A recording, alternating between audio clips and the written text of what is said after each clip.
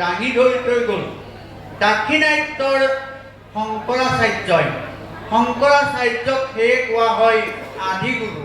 আমি সকলোৱে জানো যে মই আজি বুৰঞ্জীৰ পাত লুটিয়াবলৈ চেষ্টা কৰা নাই, কিন্তু এই দুটামান কথা যদি নকওঁ আমাৰ মানৱ জীৱনৰ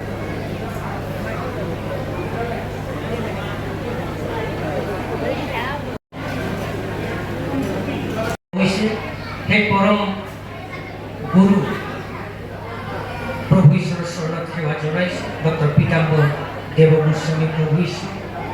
আজি সভাখনি সভাপতিত্বৰ দায়িত্বত উপবিষ্ট হোৱা মোৰ জ্যেষ্ঠ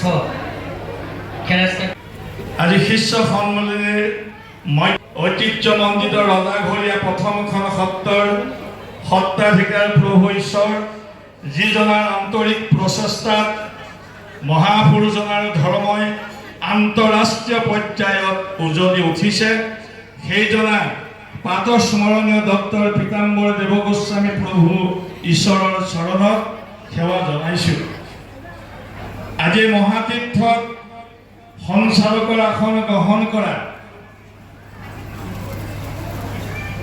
ডক্টৰ হেমচন্দ্ৰ গোস্বামী প্ৰভু ঈশ্বৰ, মাননীয় শ্ৰীযুত উদ্বোধকৰ আসন অলংকৃত কৰা শ্ৰী শ্ৰী শিয়ালমৰা সত্ৰৰ ডেকা সত্ৰাধিকাৰ পূজ্যপাত অৰুণ কুমাৰ গোস্বামী প্ৰভু ঈশ্বৰ, বিশিষ্ট অতিথি হিচাপে উপস্থিত থকা সাকুপাৰা সত্ৰৰ সত্ৰাধিকাৰ অনুপম গোস্বামী প্ৰভু ঈশ্বৰ, চাৰিদিনীয়া সন্মিলনৰ আয়োজন কৰি দেৱেৰ অপাৰ ধানক ধন্য কৰিলে সেইসকল বৈষ্ণৱৰ চৰণত বন্দনা কৰিছোঁ।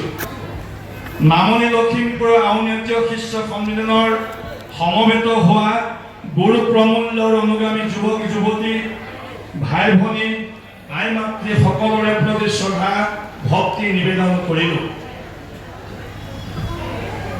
ঐতিহাসিক বংশী গোপালদেৱৰ প্ৰতিষ্ঠিত এই ঐতিহ্যমণ্ডিত দেৱেৰাপাৰ সত্ৰ তথা থানলৈ এই নিকৃণ সেৱকে সমস্তকে অভ্যৰ্থনা সমিতিৰ হৈ আন্তৰিকভাৱে আদৰণি জনাইছোঁ।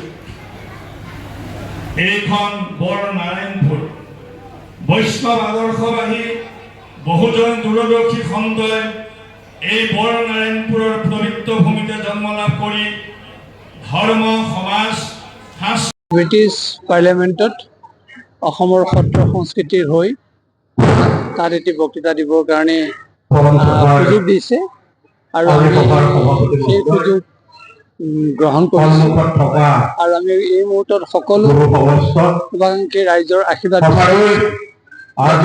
সেই আশীৰ্বাদেৰে শক্তিমন্ত হ'ব আৰু যি শক্তিৰে তেখেতসকলে ভবাৰ দৰে কথাখিনি যাতে ক'ব পাৰে। অসমৰ সংস্কৃতি সত্ৰীয়া সংস্কৃতিৰ কথা প্ৰথমবাৰৰ কাৰণে পাৰ্লিয়ামেণ্টত কোৱা হৈছে, এয়া সঁচাকৈয়ে আমাৰ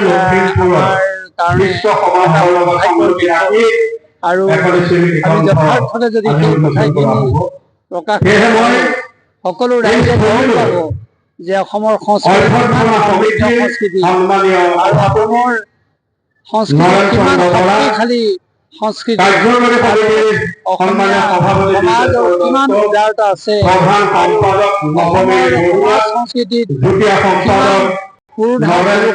সন্তসকলৰ জন্ম হৈছে।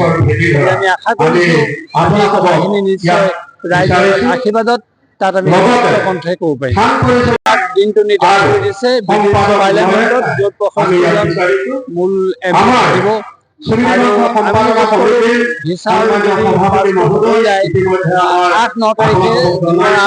আমি যাবলৈ।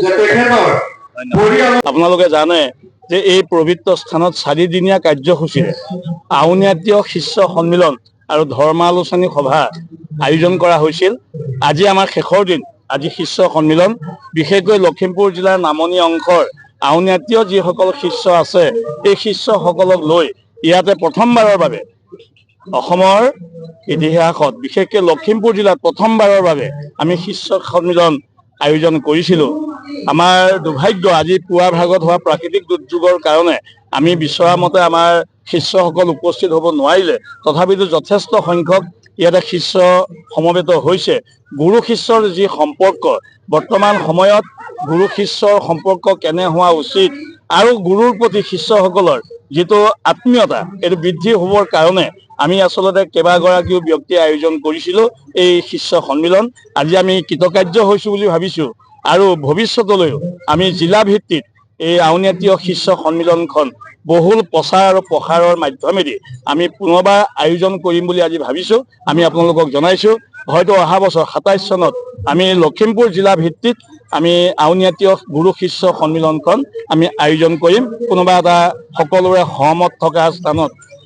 আজি আমি এই গুৰু শিষ্য সন্মিলনত অসমৰ কেইবাগৰাকীও বৰেণ্য ব্যক্তি আমি আমন্ত্ৰণ জনাইছিলোঁ। শ্ৰী শ্ৰী আউনীআটীয় সত্ৰৰ সত্ৰাধিকাৰ ডক্টৰ পীতাম্বৰ দেৱগোস্বামী, গোলাঘাট গোমঠা মাহৰা সত্ৰৰ সত্ৰাধিকাৰ গৌতম গোস্বামী, শিয়ালমৰা সত্ৰৰ সত্ৰাধিকাৰ অৰুণ গোস্বামী, সোণাৰীপাৰা সত্ৰৰ সত্ৰাধিকাৰ ডক্টৰ হেমচন্দ্ৰ গোস্বামী, সাকুপাৰা সত্ৰৰ সত্ৰাধিকাৰ অনুপম গোস্বামী আৰু আমাৰ স্থানীয় শংকৰদেৱ মহাবিদ্যালয়ৰ অধ্যক্ষ ডক্টৰ সোণাৰাম কলিতাদেৱে এই শিষ্য সন্মিলনৰ লগত সংগতি ৰাখি প্ৰকাশ কৰা স্মৃতিগ্ৰন্থখন আমি উন্মোচন কৰিবৰ কাৰণে আমন্ত্ৰণ কৰি আনিছিলোঁ। ইতিমধ্যে আমাৰ প্ৰায়বিলাক কাৰ্যসূচী সমাপ্ত হৈছে। বৰ্তমান আমাৰ গুৰু ডক্টৰ পীতাম্বৰ দেৱগোস্বামীয়ে আধ্যাত্মিক দিশত এটি ভাষণ ৰাখি আছে আৰু আমাৰ সভাখন অতি সুন্দৰ হৈছে বুলি আমি নিজকে গৌৰৱ অনুভৱ কৰিছোঁ।